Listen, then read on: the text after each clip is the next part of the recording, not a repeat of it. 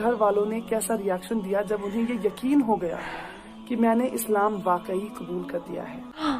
क्या थंबनेल में हमने जो फोटोग्राफ देखी वो असलियत में मुमकिन है? क्या वो सचमुच में हुआ है? जी हाँ, वाकई में ऐसी वारदात सुनने में नहीं आई है बल्कि अभी देखने में आने वाली है। ये जो पूजा से आमना बनने का सफर है हमारी एक प्यारी सी बहन का, उसे हम कुछ ही देर में एक्सपीरियंस करेंगे। हे हाय हेलो नमस्ते जी, सत श्री अकाल, अस्सलाम वालेकुम। मैं निधि शर्मा इंडिया से, और मुझे भी एक बार को विश्वास नहीं हुआ था क्या सचमुच में इतना बड़ा ट्रांजिशन, बदलाव, तब्दीली आ गई है। पर वो कहते हैं ना कि अल्लाह सुब्हान व तआला जिसको चाहे उसको हिदायत दे दे और जिसको चाहे उसको गुमराही में डाल दे। तो इन बहन को हिदायत मिल गई है। देखिए क्या होता है, हमने तो बड़ी आसानी से कह दिया, पूजा बहन ने इस्लाम को अपना लिया, पर जब उन्होंने वो स्टेप लिया होगा वो बेहद टिपिकल रहा होगा, क्योंकि इतना आसान नहीं है ऐसे बड़े डिसीजन को अंजाम देना। और हाँ, इस वीडियो में हम उन्हीं की जो सारी तकलीफें रही हैं, उनकी फैमिली के साथ जो मसले हुए हैं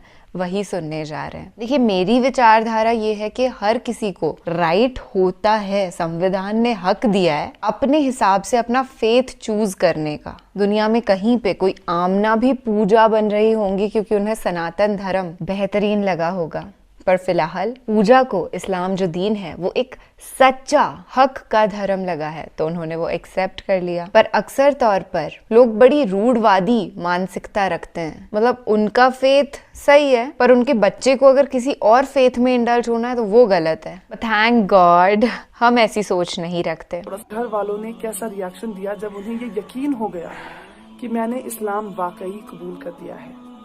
जैसा कि मैंने आपको पहले वीडियो में बताया कि अक्टूबर मंथ में मैंने अपने पापा को SMS के थ्रू बता दिया था कि मैं इस्लाम कबूल कर चुकी हूँ। पहले मेरे पापा ने ये एक्सेप्ट नहीं किया, मेरे फादर साहब ने ये माना ही नहीं। उनको लगा शायद ये इन्फ्लुएंस है, असर थोड़ा बहुत होता है, जो आप रेगुलरली जो आप देखते हैं, सुनते हैं, जिस माहौल में रहते हैं थोड़ा सा असर हो जाता है, तो शायद ये वो असर हुआ है इस पे।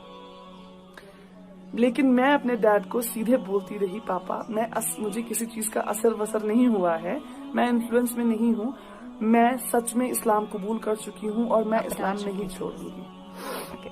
अब मेरे पापा मुझे समझाने लगे कि बेटा मैं हर दिन की इज्जत करता हूँ, हर दिन बहुत खूबसूरत है और इस्लाम बेहद खूबसूरत रिलीजन है, लेकिन आप अपना धर्म छोड़कर किसी और धर्म को अपना लें, ये सही नहीं है। आप अच्छी बातें उठाएं इस्लाम से, अपनाएं अपनी जिंदगी में, लेकिन पूरी तरह मुसलमान ना बन जाए। मैं अपने पापा से कहती रही, नहीं मुझे इस्लाम में ही रहना है पापा, मैं इस्लाम नहीं छोड़ूंगी चाहे कुछ भी हो जाए। 12 अक्टूबर 2012 जो मेरे पापा के साथ आखिरी बात हुई है, माफ कीजिएगा अगर थोड़ा बहुत रो दूंगी मैं, क्योंकि जब भी इस बारे में बात करती हूँ, जब भी याद आता है, क्योंकि मेरे पापा और मैं बहुत मजबूत रिश्ता होता है बेटी और फादर का, खासकर वेरी ट्रू, यस। बेटियां अपने फादर से ज्यादा लगाव रखती हैं, मेरे साथ भी कुछ वैसा ही था। तो 12 अक्टूबर 2012 को पापा ने मुझसे कहा, बेटा वापस आ जाइए, छोड़ दीजिए इस्लाम। और मेरा जवाब यही था कि पापा मैं आपसे कहती हूँ, आप पढ़िए इस्लाम, सिर्फ कुरान पढ़ लेने से नहीं, उसे समझने से, दिल से समझने से, उस नफरत से ना समझें कि इस्लाम ने मेरी बेटी को ले लिया, नहीं, पढ़ें कि इसमें ऐसा क्या था कि मेरी बेटी इसमें दाखिल हो कुछ गई, छोड़ने को तैयार है इस्लाम की खातिर। पापा ने आखिरी सवाल किया मुझसे, क्या ये आपका आखिरी फैसला है? मैंने कहा जी पापा, ये मेरा आखिरी फैसला है, मैं इस्लाम नहीं छोड़ूंगी। और मेरे पापा ने फोन काट दिया। Oh my God, she's still crying. अगले दिन बहन से फोन आया और पता चला कि जैसे ही पापा ने पिछले दिन मुझसे बात करने के बाद फोन काटा, पापा जमीन पे गिर पड़े हैं। पापा को हॉस्पिटल लिया गया है, पापा एडमिट रहे हैं वहाँ। 1 साल तक मेरे पापा ने कुछ खाया नहीं, कुछ पिया नहीं, ग्लूकोज पे रहे हैं वो। न जाने अल्लाह की क्या रहमत थी, अल्हम्दुलिल्लाह वो जिंदा रहे। और 1 साल पूरा किसी से बात नहीं की उन्होंने, किसी से भी बात नहीं, यहाँ तक कि जो उनकी हमसफर मेरी माँ है, उनसे भी कुछ नहीं कहा। वो सिर्फ मेरा नाम लेते थे और जैसे ही मेरा नाम लेते थे उनकी आंखों से आंसू गिरते थे। मेरी माँ मुझे मनाती रही, बहुत मनाती रही। मेरा भाई रोता रहा, गिड़गिड़ाता रहा मेरे सामने नहीं, फोन पर, और कहता रहा, दीदी मैं अपनी पगड़ी उतार के तुम्हारे पैरों पे रखता हूँ, हमें कत्ल नहीं करो, वापस आ जाओ। मैं जवाब कुछ नहीं दे पाती थी, मैं सिर्फ रोती थी, दिन रात रोती थी। और इससे पापा को पता चलने के बाद, पापा ही वो थे जो कमाते थे घर में,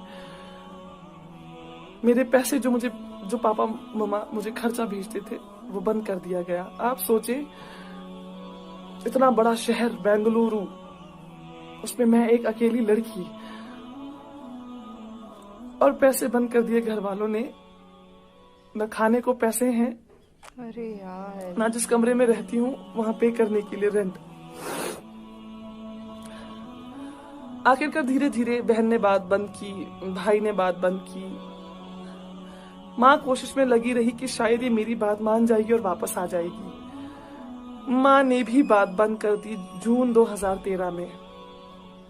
माँ थक गई कोशिश करते करते कि ये वापस नहीं आएगी, ये नहीं छोड़ेगी इस्लाम।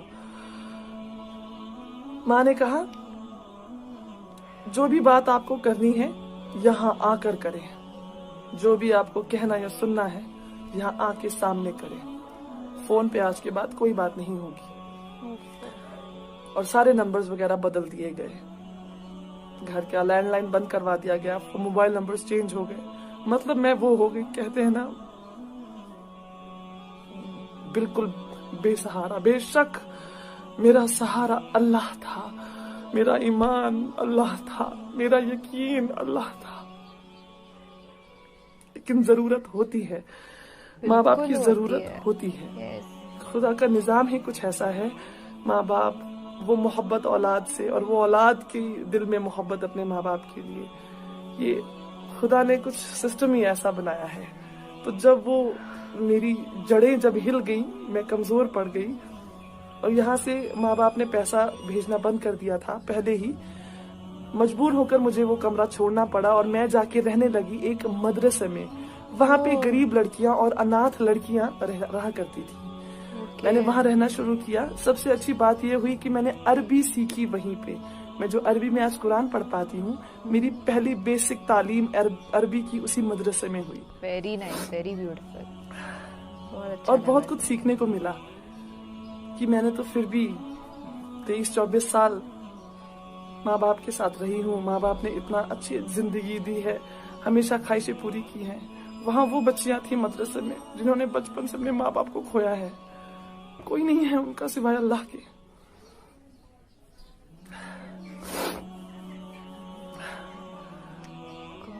आखिर माँ बाप के साथ बिल्कुल बात बंद हो चुकी। नवंबर 2018 में जो आखिरी बात मेरी हुई है वो हुई है मेरी नानी से।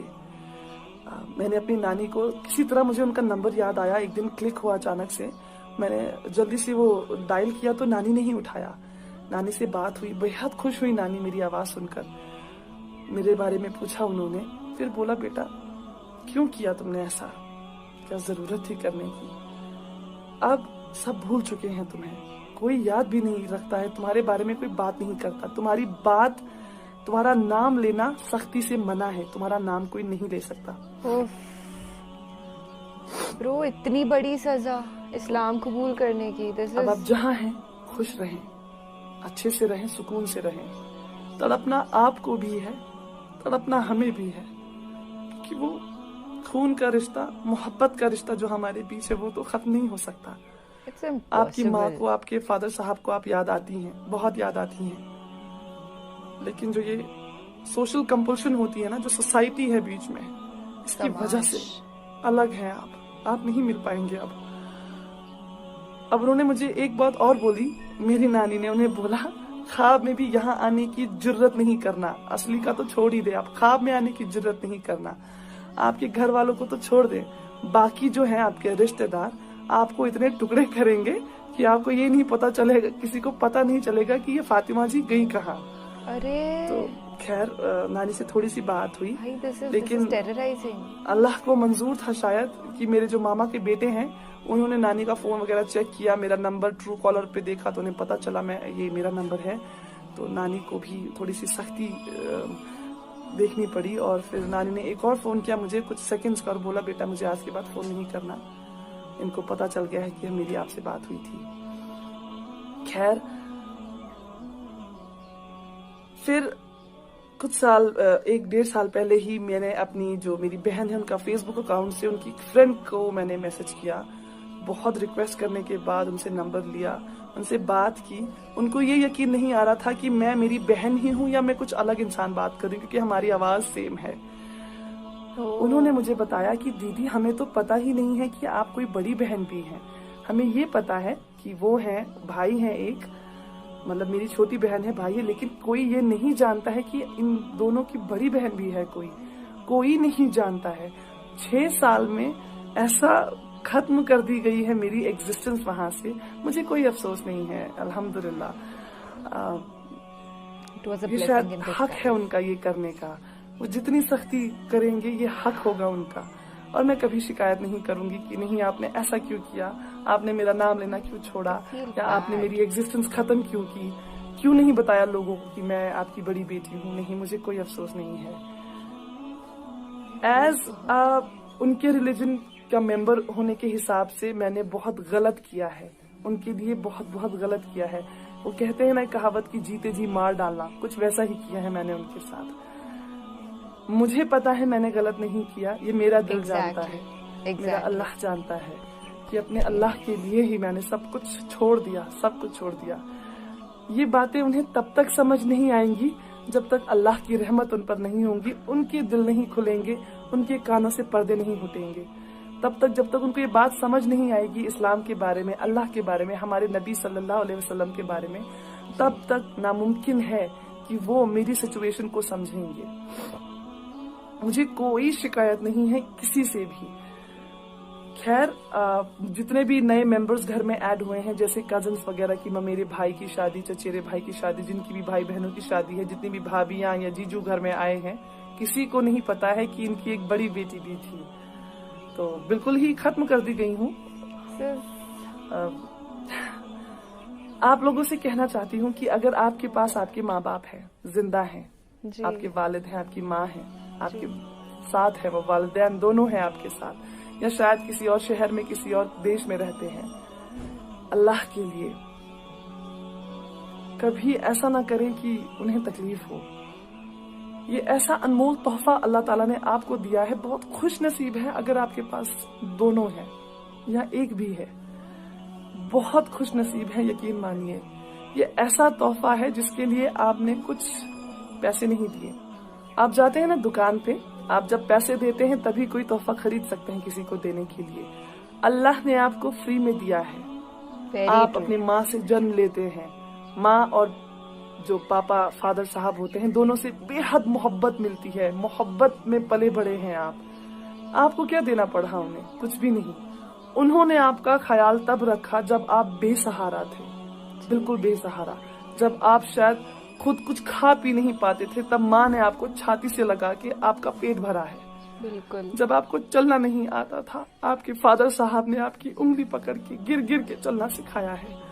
आपकी स्कूल की फीसेस आप कैलकुलेट करने बैठेंगे ना, ताउम्र की आपको फीसेस कितनी लगी हैं, आपका दिमाग चकरा जाएगा कि आपके माँ और पापा ने कितना खर्चा किया है आपको इस तरह का इंसान बनाने के लिए।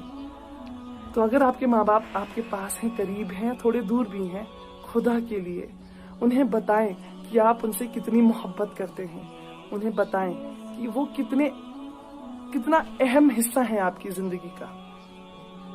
क्या नेक अगर वो दूर हो गए आपसे, दोबारा आपको मौका कभी नहीं मिलेगा उन्हें ये बताने का। तो जब तक जान है बता दीजिए, जब तक ये सांसें चल रही हैं उन्हें एहसास करवा दीजिए। इस्लाम में सुना है कि जन्नत माँ के पैरों के नीचे है, जिस जन्नत के लिए हम तलब रखते हैं। सारे रमजान हमने यही दुआ मांगी है कि या अल्लाह जहन्नम से दूर रखना और जन्नत में जगह देना, या अल्लाह जन्नत में जगह दीजिएगा। वो जन्नत माँ के पैरों के नीचे है, जरा उन पैरों को चूम कर देखिए, जरा उस माँ के हाथों को चूम कर देखिए, जरा उनकी दुआएं लेकर देखिए, आपको जन्नत मिल जाएगी। और जन्नत का दरवाजा आपके वालिद साहब, आपके फादर साहब। जब तक जन्नत का दरवाजा नहीं खुलेगा आप अंदर दाखिल नहीं हो सकेंगे। तो दोनों ही बहुत अहम हैं, बहुत जरूरी हैं। कद्र कीजिए इस तोहफे की जो आपको बिना कुछ पे किए बगैर मिला है। कद्र कीजिए उस तोहफे की जिन्होंने ताउम्र आपका ख्याल रखा है और आपसे वैसी ही मोहब्बत करी है जिस दिन से आप पैदा हुए हैं। वही मोहब्बत वो आखिर सांस तक आपसे करते हैं। Very true. या अल्लाह, मुझे विश्वास नहीं हो रहा है कि एक प्यारी सी बच्ची जिसको एक वे ऑफ लाइफ समझ में आया, इस्लाम, और उसने अपने दिल से इस धर्म को अपना लिया, तो इसमें दिक्कत क्या है? माता पिताजी हैं, वो इतना कर सकते थे कि खाली अपनी बेटी से कांटेक्ट रख लेते, उनके जो आगे फ्यूचर में कनेक्शंस फातिमा जी के बनते उनसे कोई कनेक्शन ना रखते, बट एटलीस्ट अपनी प्यारी सी औलाद, जैसे इन्होंने एक्सप्लेन किया कि माता और पिता का सुख कितना बड़ा होता है, वैसे ही औलाद का सुख भी अपरंपार होता है। जिन लोग के पास नहीं होती वो उस दुख को जानते हैं, तड़पते हैं बच्चों के लिए लोग, और फिर जब ऐसे कोई माँ बाप अपने बच्चे को छोड़ देता है तो बहुत दिल दुखता है। पर ये जिंदगी है साहब, यहाँ पर हर किसी को अपनी अपनी जर्नी एक्सपीरियंस करनी है। जैसे इनके साथ ये डिवीजन हुआ, ये सेपरेशन हुआ, दिल दुखा इनका बेहद ना, वैसे हर किसी को अपना टेस्ट यहाँ पे देना ही होगा, क्योंकि दिस वर्ल्ड इज टेम्पररी, दुनिया इज नॉट परमानेंट। हम खुद परमानेंट नहीं है, हमको खुद को यहाँ से एक दिन रुखसत हो जाना है। तो कहिए ना एक बार अल्हम्दुलिल्लाह फॉर एवरीथिंग। मैं धन्यवाद करती हूँ भगवान को कि मेरे पास इतना कुछ है, एक अच्छा शरीर है, दिमाग है, आत्मा है, रूह है, और मैं इस पूरी दुनिया जो मेरे इर्द गिर्द घूम रही है इसके अंदर बदलाव ला सकती हूँ। I can be the change I want in the society, and इंशाल्लाह वी विल बी राइट। और एक चीज ये कि जैसा हमने स्टार्टिंग में कहा था कि रूढ़वादी मानसिकता के तहत वो जो नैरो हो जाता है ना माइंड, वो जो रुकावट पैदा हो जाती है कि इससे ज्यादा ब्रॉड हम सोच ही नहीं सकते, उस कारण ये सारी स्थितियां उत्पन्न होती हैं। तो ऐसी रूढ़वादी मानसिकता हमको नहीं रखनी है boss. And all the best to Aamna ji उनकी फ्यूचर जर्नी के लिए। चलिए फिलहाल आपसे लेते हैं हम इजाज़त। जैसे कि आज आमना जी अपनी ज़िंदगी में हर बात के लिए धन्यवाद देती है ना, शुक्र अदा करती है ना, वो क्वालिटी हमें भी अपने अंदर इनबिल्ट करनी है। हो सकता है ऑलरेडी हो तो उसे और ज़्यादा मॉडिफाई करना है, उसे और पॉलिश करना है, क्योंकि that's what life is all about. ज़िंदगी जीने का नाम है, और एक एक सांस के लिए हमें ऊपर वाले अल्लाह सुभान व ताला, भगवान परम पिता परमेश्वर गॉड ऑलमाइटी को थैंक यू कहना ही होगा यार। इतना कुछ हमको दे दिया, वो भी मुफ्त में, और फिर भी हम थैंक यू ना कहें, ये तो नाइंसाफ़ी है। चलिए ख्याल रखिएगा अपना और अपने सभी घर वालों का, महफूज रहिएगा, खुश रहिएगा। अब एक अनमोल प्राणी को तो अपना ख्याल रखना ही चाहिए। So take care again. हाँ, अल्लाह हाफिज।